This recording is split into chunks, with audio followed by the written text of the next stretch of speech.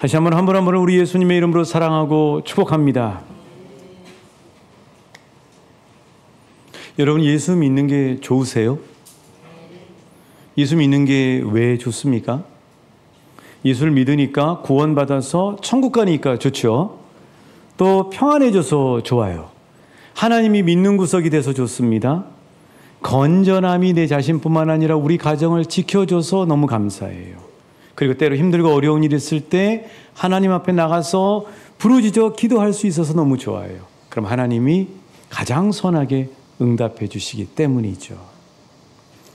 그래요, 여러분, 예수 믿는 것은 정말 엄청난 축복을 받아 누립니다. 세계적인 복음성가 가수인 매트 레드만이라고 하는 분이 그 작곡한 세계적인 찬양이 있어요. 10,000 reasons. 10,000가지 이유. 나는 하나님을 찬양하는 이유가 10,000가지 이유다. 하나, 둘, 셋, 넷, 세 가지고 10,000가지가 아니라 어마어마하게 셀 수 없이 많은 은혜들을 예수 믿고 받아 누리게 됐다고 하는 사실입니다.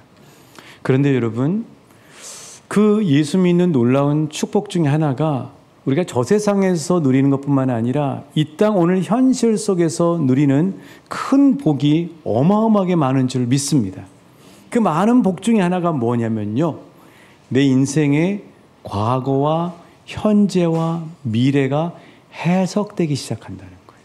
그리고 그것이 해석이 되면 하나님의 놀라운 나를 향한 계획으로 연결되는 그 축복의 섭리라는 사실을 깨닫게 된다는 것입니다. 이 컴퓨터를 자주 사용하신 분들은 한 번씩 조각 모음이라고 하는 걸 합니다. 그 조각 모음을 하는 이유는 뭐냐면은 우리가 어떤 음악 파일이나 그림 파일을 컴퓨터에 저장을 하게 되면은 디스크라고 하는 저장 장치에 저장이 될 때 체계적으로 이게 저장이 되는 게 아니라 그 트랙에 여기저기 흩어져서 저장이 되게 됩니다.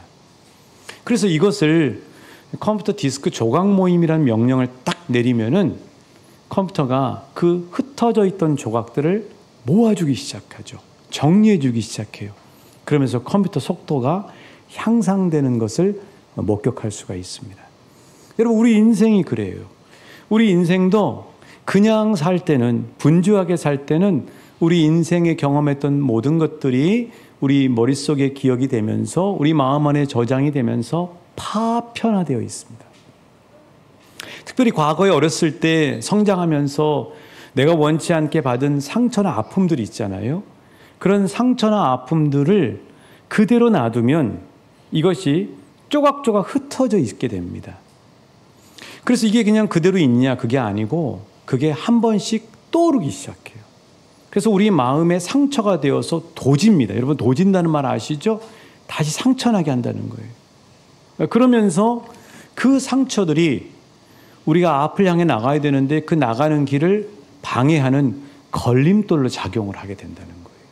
그런데 놀라운 사실은 예수님을 믿기 시작하면 그 예수님이 시간의 주인이시잖아요. 그러니까 우리를 과거로 끌고 갑니다. 과거의 상황을 기도 중에 하나님이 떠오르게 하세요. 그러면서 그 안에 들어있는 하나님의 놀라운 의미를 해석해 줘요. 그런데 그 해석은요, 하나님이 선하게 역사하시는 하나님의 디딤돌이라고 하는 사실을 알게 해줍니다. 그러면서 과거의 아픔이, 오늘 현재의 삶이, 그리고 앞으로 미래에 향해 나가야 될 것들이 연결되기 시작하면서 조각 모음이 일어나게 돼요. 마음이 통합이 되고요. 그리고 우리의 삶에 그 모든 것들이 디딤돌이 되는 놀라운 축복을 받아 누리게 된다는 것입니다. 제럴드 시처라는 분이 있습니다. 책을 하나 가지고 나왔는데요. 하나님의 뜻이라고 하는 세계적인 스테디셀러입니다. 사실 이 책은 진주와 같은 책이에요. 이 책을 쓰신 제럴드 시처 교수님의 아픈 상처와 과거의 그 엄청난 고난 속에서 빚어진 책이 바로 이 책이기 때문입니다. 때는 1991년도로 거슬러 올라갑니다. 시처 교수님과 그의 가족들은 지역에 있는 인디안 축제에 초대를 받게 됐어요. 그래서 6 식구와 또 어머니까지 오셔서 어머니와 함께 밴을 타고 아이호다주의 고속도로를 소풍 가듯이 기쁘게 담소를 나누면서 한참 가고 있었습니다. 그런데 반대편에서 음주 운전한 운전자가 모는 시속 137km의 고속차가 중앙선을 넘어오더니 이 시처 교수님이 운전하는 차를 정면으로 충돌하고 말합니다. 이 사고로 인해서 사랑하는 아내가 죽게 되고요. 또 모처럼 집에 방문했던 어머니까지 돌아가시게 되고요. 4살 난 딸을 먼저 하늘나라로 떠나보내게 됩니다. 병원에서 눈 떠보니까 시처는 어느새 새 아이를 길러야 되는 호라비 신세가 되고 말아요. 이런 처절한 자신의 인생의 참아, 너무나 오랫동안 왜 나에게 이런 일이 벌어졌는가를 도저히 이해할 수 없었죠. 그런 가운데 하나님께서 깊은 은혜의 골짜기로 시처를 초대하면서 그곳에서 하나님의 놀라운 은혜와 뜻을 발견하게 됩니다. 이 제럴드 시처 교수님은 이 책에서 이런 말을 해요. 그 어떤 상처도 하나님을 만나면 조각 모음 된다. 한번 같이 해볼까요? 그 어떤 상처도 하나님을 만나면 조각 모음이 된다. 그렇습니다. 오늘 하나님이 주신 이 이야기 누가복음 5장의 말씀을 딱 들어가면요. 조명이 맨 처음에 누구한테 비춰져 있냐면은 바로 어부들에게 비춰져 있음을 볼 수 있습니다. 그들은 지난 밤에 밤새워서 물고기를 잡으려고 했지만은 빈 그물만 계속해서 걷어 올릴 뿐이었어요. 얼마나 마음이 허탈하고 피곤해 쩔게 됐을까요? 고기 한 마리도 잡지 못하고 돌아오는 이 어부들의 심정. 그들이 돌아왔을 때 예수님은 호숫가에서 무리들에게 천국 복음을 전하고 있었습니다. 여러분, 이 빈배로 돌아오는 이 어부들의 심정을 알려면요, 뭐 이런 상황이면 알 수 있겠죠. 그 새벽같이 일어나셔서 맛있게 음식을 드실 손님들을 떠올리면서 이런저런 메뉴들을 잔뜩 만들었는데 점심 때 파리만 날리고 있는 그런 식당 주인의 마음. 또 하루 종일 발품을 팔려고 여기저기를 돌아다니면서 세일즈했던 분이 저녁이 됐을 때 단 한 건도 올리지 못하는 그런 실패감. 정성껏 땀 흘려서 농작물을 가꾸고 애지중지 키웠는데 무더위에 다 녹아버려서 누렇게 말라있는 것만 확인해야 되는 그 농부의 낭패감. 그리고 열심히 나름대로 공부한다고 열공을 했는데 결국 시험에 낙방하고 마는 학생의 이 당혹감 같은 거.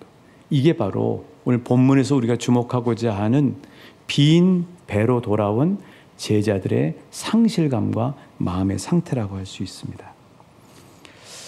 베드로를 비롯한 이 제자들은요, 항구에 돌아오자 제일 먼저 그물을 씻기 시작합니다. 그들의 마음은 폐잔병과 같았어요. 왜요? 아무것도 못 잡았으니까요. 그런데 한참 사람들에게 천국 복음을 전하시던 예수님이 갑자기 이렇게 행동하시기 시작합니다. 오늘 말씀 3절입니다. 같이 읽어보실까요? 시작. 예수께서 한 배에 오르시니 그 배는 시몬의 배라. 육지에서 조금 떼기를 청하시고 앉으사 배에서 무리를 가르치시더니.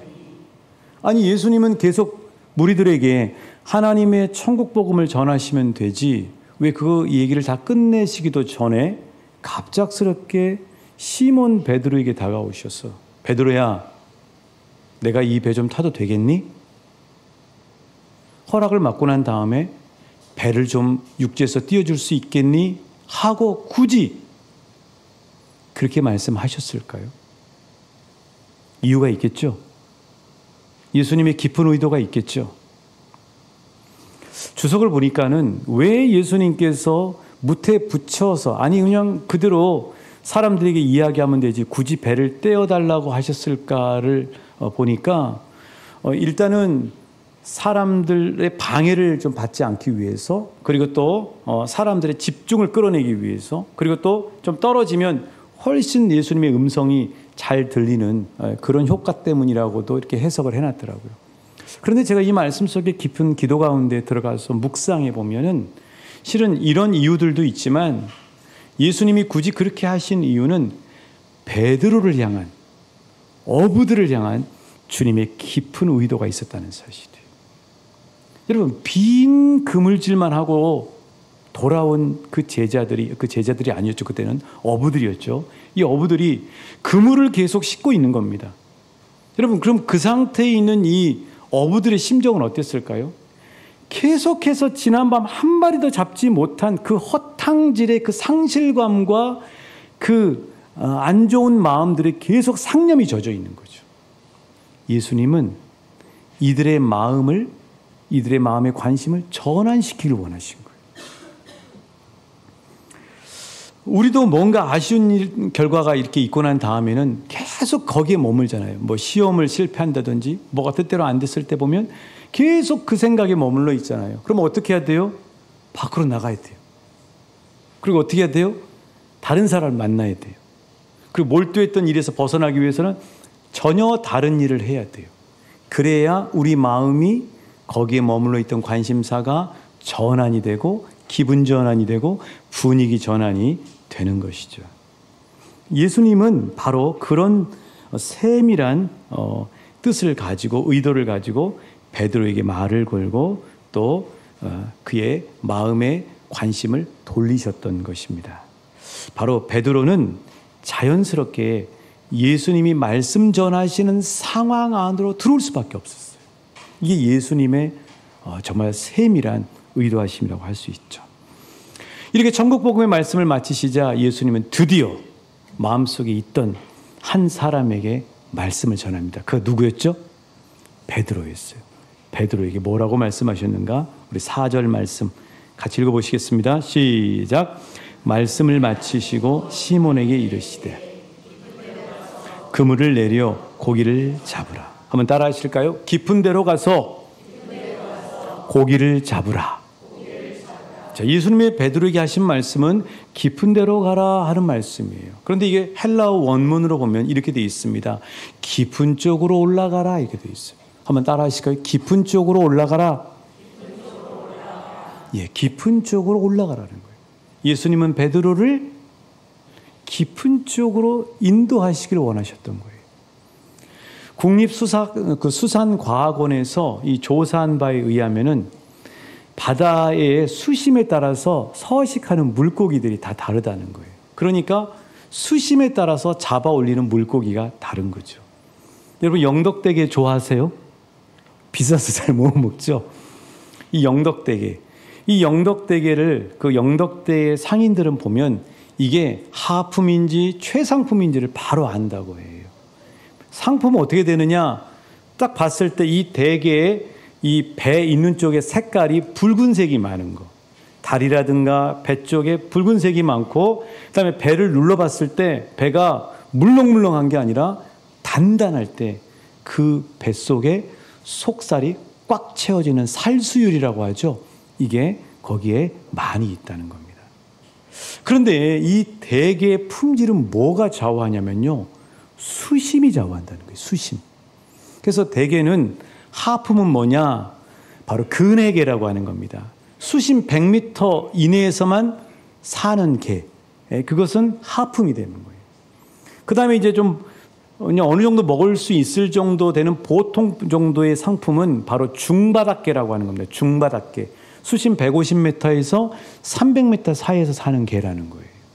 그런데 최상품의 게는 뭐냐? 수심 300m 이하에서 사는 게라는 거예요. 바닥게죠, 바닥게. 바닥에서 기는 게.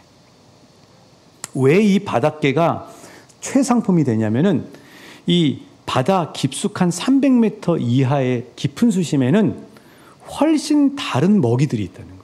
뭐 플랑크톤이라든가 이런 좋은 먹이들이 있어서 그것을 개가 먹기 때문에 육질이 다르다는 거예요. 여러분, 토종닭하고 사료닭하고 같아요? 다르잖아요. 먹는 게 중요하거든요. 또 하나는 깊은 수심이기 때문에 수압이 높죠. 그 다음에 조류가 엄청 세요. 그래서 그 산소도가 낮아요. 그러니까 그곳에서 척박한 환경에서 개가 살기 때문에 그 개는 장수 사과처럼 훨씬 더 튼튼하고 속을 꽉꽉 채우게 된다는 거예요. 그래서 최고의 맛있는 그런 최상품의 게가 된다는 것입니다. 대게는 뭐가 좌우한다고요? 수심이 좌우해요. 여러분, 우리 인생도 마찬가지죠.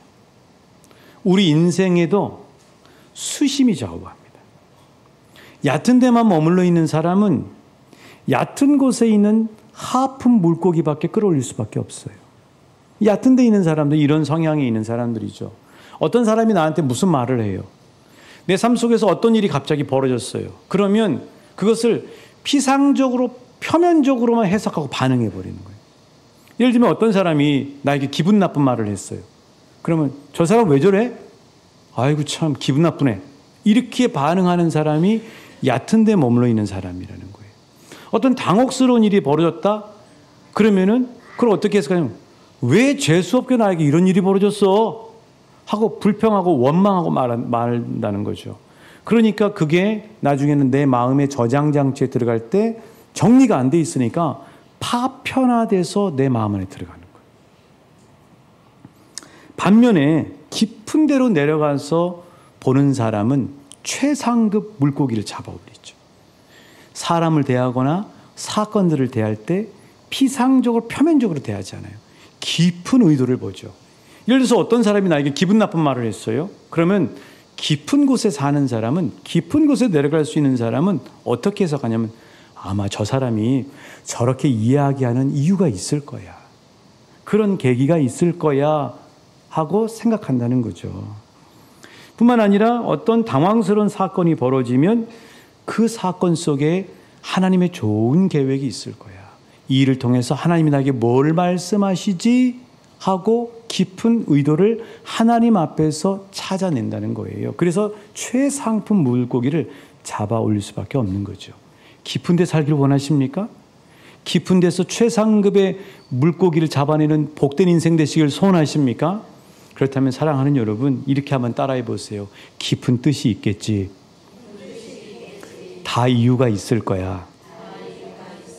하나님의 선하신 뜻이 있어. 그렇습니다. 그러니까 깊은 데 사는 사람은 삶 속에서 일어나는 사람들과의 만남과 모든 사건들을 깊은 곳에서 들여다보는 거예요. 그냥 막 이렇게 본능적으로 표피적으로만 반응하지 않는 거죠. 하나님의 선한 뜻이 있을 거예요. 이 사건이 왜 일어났지? 재수가 없어서? 그게 아니고 이 사건을 통해 하나님이 나에게 뭘 말씀하실까? 이 사건을 통해서 하나님이 나에게 어떤 선한 뜻을 이루실까를 깊은 곳에서 해석의 물고기를 걷어 올리고 맛보는 삶을 산다고 하는 사실이죠. 우리 좌우 옆 사람에게 축복합니다. 깊은 곳에 사셔서 최상품의 물고기를 날마다 맛보시는 축복을 누리십시오. 오늘 불렀던 찬송 302장의 가사가 바로 이 얘기를 하는 것입니다. 내 주 하나님 넓고 큰 은혜, 이 가사 1절 한번 볼까요? 내 주 하나님 넓고 큰 은혜는 저 큰 바다보다 깊다. 너 곧 닷줄을 끌러 깊은 데로 저 한가운데 가보라. 2절 왜 너 인생은 언제나 거기서 저 큰 바다 물결 보고 그 민 모르는 깊은 바다 속을 한번 헤아려 안 보나. 3절 많은 사람이 얕은 물가에서 저 큰 바다 가려다가 찰싹거리는 작은 파도 보고 마음 약해서 못 가네. 4절 자 곧 가거라 이제 곧 가거라 저 큰 은혜 바다 향해 자 곧 내 노를 저 깊은 데로 가라 망망한 바다로. 우리 후렴부 같이 불러볼까요?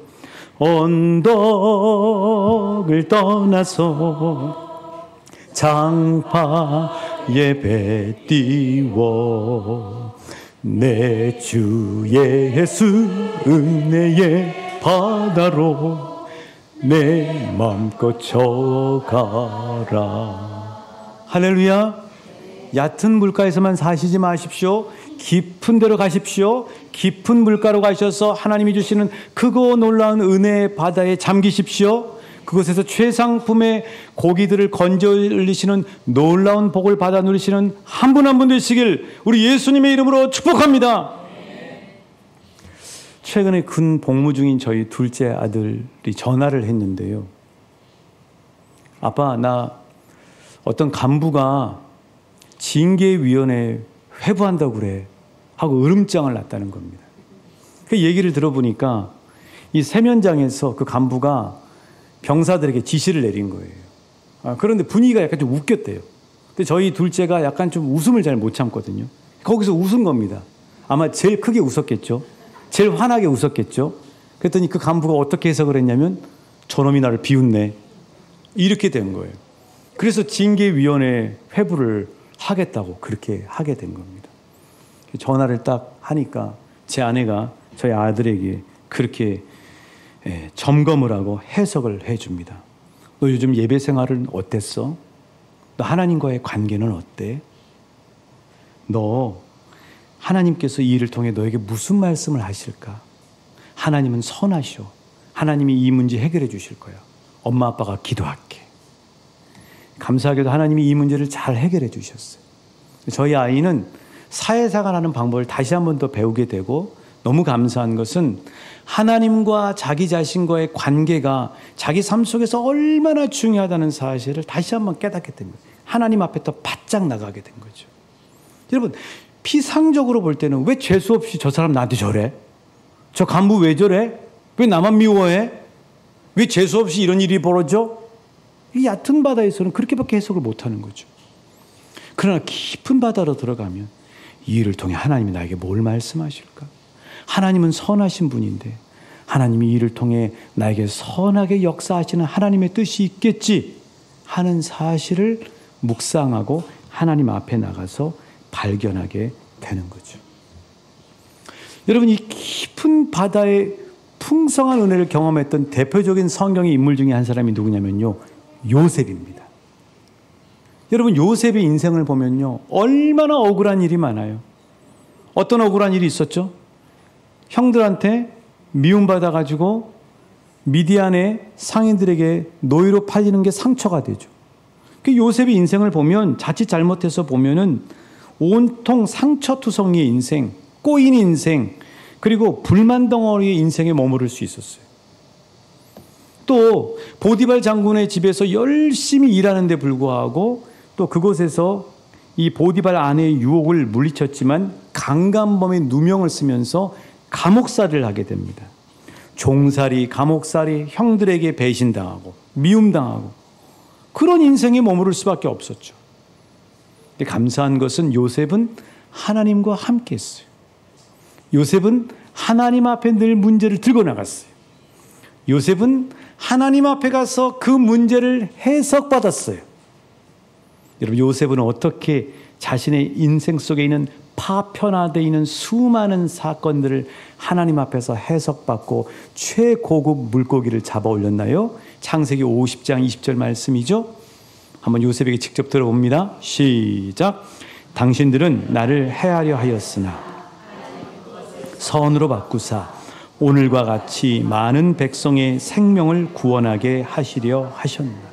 그렇습니다. 요셉의 인생은 하나님의 놀라운 섭리 안에서 자신의 인생을 바라보는 깊은데 하나님과 동행하는 삶을 살게 된 것이죠. 사랑하는 여러분, 예수님은 우리를 얕은 데에 두시지 않습니다. 예수님은 우리를 선하게 인도하십니다.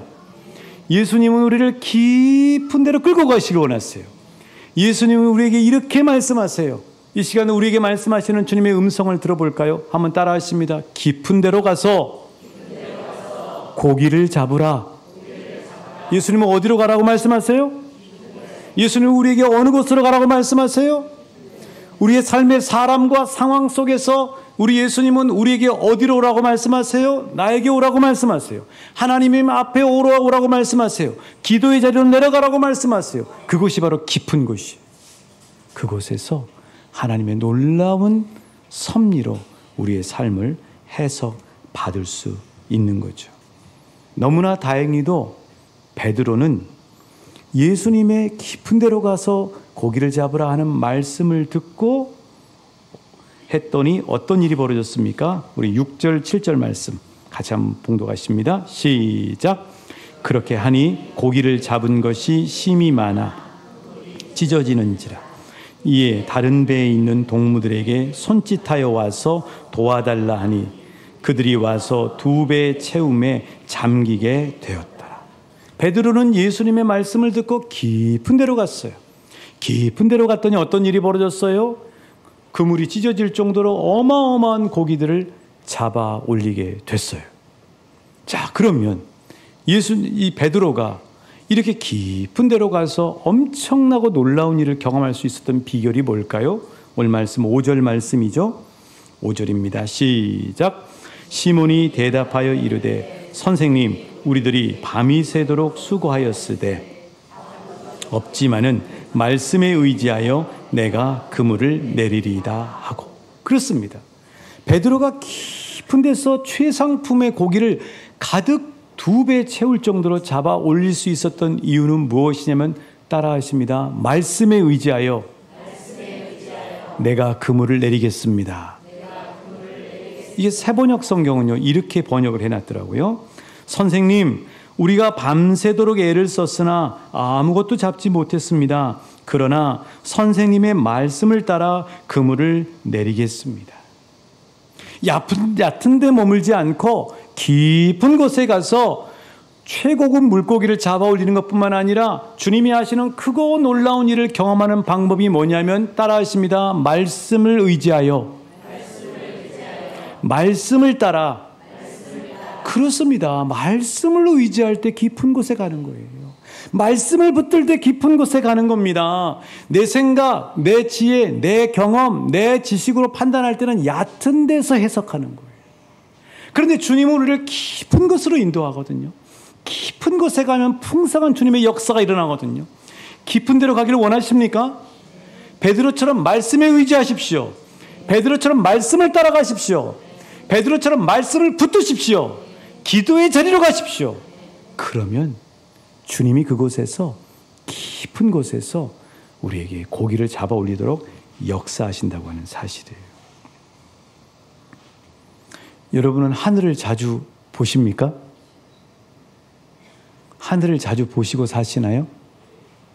하루를 사시면서 하늘 몇 번 보셔요? 하늘도 차원이 다릅니다. 하늘도 똑같은 하늘이 아니에요. 하늘도 깊이가 달라요. 낮에는요, 구름이 끼어있는 하늘 1층 천 정도밖에 못 봅니다. 낮에는 그래요. 이게 하늘의 전부가 아니죠. 밤이 되면 뭐가 열려요? 2층 천의 하늘이 열려요. 달과 별이 있는 깊은 하늘이 보이기 시작한다고. 여러분, 우리 인생에도 어두운 밤이 찾아올 때 2층 천의 깊은 하늘을 볼 수 있는 길이 열려요. 그런데 3층 천까지 보고 싶죠. 저 깊은 은하수의 우주를 보고 싶지 않습니까? 그럼 어떻게 해야 되죠? 천체 망원경으로 봐야 돼요.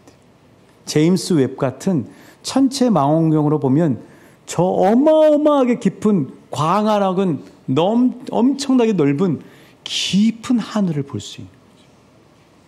우리 인생도 말씀이라고 하는 천체 망원경을 가지고 볼 때하고 그냥 내 눈으로 볼 때 하늘을 보고 세상을 보는 눈이 달라진다고 하는 사실이에요.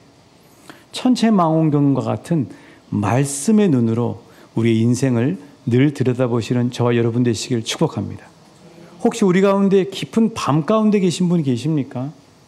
여러분, 2층 천의 하늘이 열리는 줄 믿습니다. 더 깊어지는 세계를 보게 될 줄 믿습니다. 단 조건이 있어요. 주님과 함께 하셔야 돼요. 주님 앞에 나가셔야 돼요. 하나님 앞에 들고 나가셔야 돼요. 그럴 때 깊은 것을 볼 수 있죠. 예수 믿는 최고의 축복 중에 하나는 과거, 현재, 미래가 해석되고 정리된다는 사실이에요.